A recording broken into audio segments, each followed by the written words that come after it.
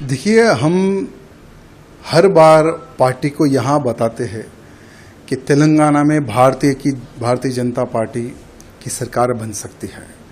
लेकिन तेलंगाना में भारतीय जनता पार्टी की सरकार तभी बनेगी जब हर वो कार्यकर्ता, हर वो नेता सही तरह से काम करेगा।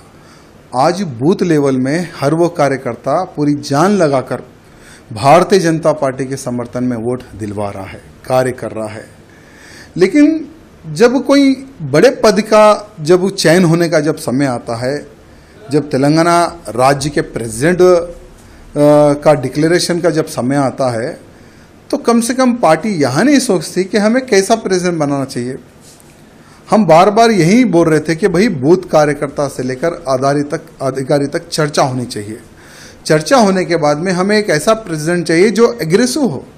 यहाँ तेलंगाना में हिंदू मुस्लिम भाई भाई वाली राजनीति नहीं चलती है। तेलंगाना में सिर्फ हिंदुइज्म चलता है, और जो हिंदुत्व की बात करता है ना, तेलंगाना की जनता उसको सर पर बिठाकर आगे चलती है। चाहे हमारे प्रधानमंत्री मोदी जी हो, हमारे अमित भाई जी हो, जेपी नड्डा जी हो, उन्होंने कईयों सभाएं तेलंगाना में की है।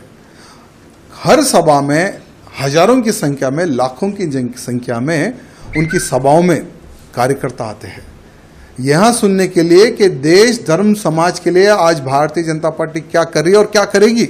वहाँ संदेश सुनने के लिए सभी कार्यकर्ता आते हैं। और आज भी हम भारतीय जनता पार्टी से जुड़े हुए तो हमारे प्रधानमंत्री नरेंद्र मोदी जी को देखकर, अमित भाई जी को देखकर, योगी जी को देखकर, नड्डा जी को देखकर, उनके कार्य को देखकर 2014 में भारतीय जनता पार्टी में हम सम्मिलित हुए। लेकिन दुर्भाग्य देखिए, 2014 से लेकर आज तक इतने तकलीफों का सामना हम लोगों को करना पड़ रहा, बाहर नहीं, पार्टी के अंदर ही। मेरे कॉन्स्टिट्यूंसी को टारगेट करना, मेरे जिले को टारगेट करना, मुझे टारगेट करना, आखिर कितने साल तक मैं सहूं इनका जुल्म।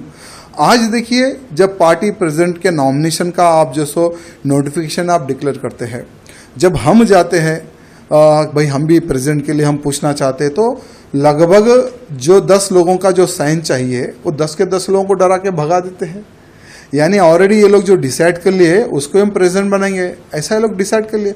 हम क्या चाहते हैं? तेलंगाना की जनता प्रधानमंत्री मोदी जी के मार्गदर्शन पर चलने को तैयार है, अमित शाह जी के मार्गदर्शन पर चलने को तैयार है। योगी आदित्यनाथ जी को एक आइडल मानती है जनता यहाँ की।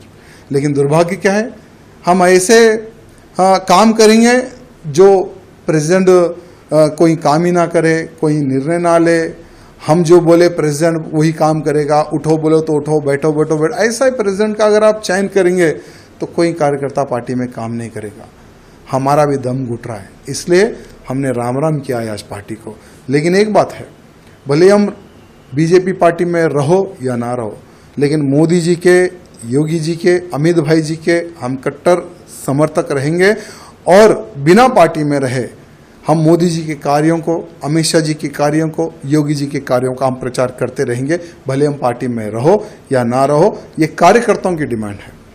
कई महीनों से कार्यकर्ता कैसा प्रेसिडेंट चाह रहे थे जो हिंदूवादी हो, जो हिंदुत्व की बात करे, जो हमारे कार्यकर्ताओं की सुने। आज लव जिहाद बड़े पैमाने पर हो रहा है तेलंगाना में, गौ हत्याएं बड़े पैमाने पर हुई है तेलंगाना में, लैंड जिहाद बड़े पैमाने पर हो रहा है तेलंगाना में।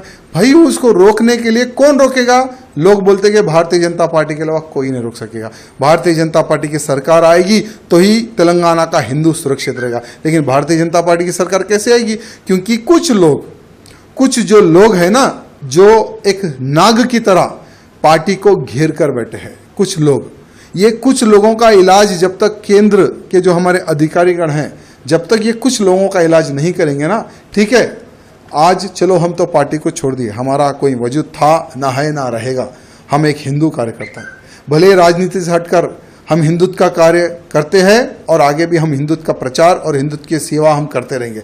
लेकिन उन कार्यकर्ताओं का विचार करने की आवश्यकता है जो एक विश्वास के तौर पर भारतीय जनता पार्टी से जुड़े हुए हैं। इसलिए हमारे प्रधानमंत्री मोदी जी से, अमित शाह जी से निवेदन करना चाहूँगा कि पूर्ण एक बार विचार करें और भारतीय जनता पार्टी का अध्यक्ष कैसा होना चाहिए, ये मैं नहीं, हर वो बूथ कार्यकर्ता, हर वो अधिकारी, हर वो जो पार्टी के लिए जो खून बहा है, उनका एक समावेश, एक मीटिंग करने के बाद में उन कार्यकर्ताओं का आप इलेक्शन कीजिए, उन कार्यकर्ताओं से आप प्रपोजल लीजिए, तब देखिए कैसा प्रेसिडेंट यहाँ के बीजेपी के कार्यकर्ता, बूथ कार्यकर्ता चाहते हैं, ये हमारे केंद्र के अधिकारियों को पता चलेगा।